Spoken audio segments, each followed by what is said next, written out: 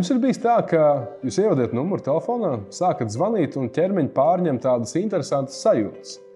Mazliet vaigos karsti, ritms augstāks, ceļi mazliet rīts. Kas notiek? Redziet, tas ir saistīts ar ļoti dabisku ķermeņa reakciju. To sauc par cīnies vai beidz, fight or flight. Es sākumā pats biju pārsteigts, kad novēroju, ka tik vien kā pieliekot telefonu pie auss, mans sirds ritms paceļās. Man dabīgā vēlme izpētīt manas reakcijas un manu reakciju iemeslus man aizveda garā un brīnišķīgā piedzīvojumā. Pie Miyamoto Musashi, pie civilizācijas vēstures, pie pasaulē labākā pārdevēja un pat pie ekonomiskās nevienlīdzības. Un pētot šo visu un iepazīstoties ar mednieku un vācēju cilšu ieradumiem, es nonācu pie savas izvēlētās profesijas būt pārdevējiem. Esmu veicis vairāk kā 15,000 zvanu, novadījis vairākus 100 darījumu tikšanos un dibinājis attiecības ar klientiem, partneriem, distribūtoriem, lēmumu pieņēmējiem, īpašniekiem no Rīgas līdz Lisabonai un atpakaļ.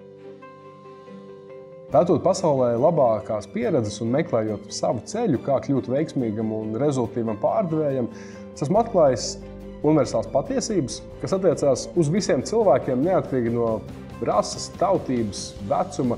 Gan esmu arī piefiksējis, kas labāk strādā Latvijā. Gan arī to, kam pievērst uzmanību, tad, kad mēs ejam un vēlamies iekarot globālo tirgu. Mana pārliecība ir, ka sevis pilnveidošanai nav beigu termiņa.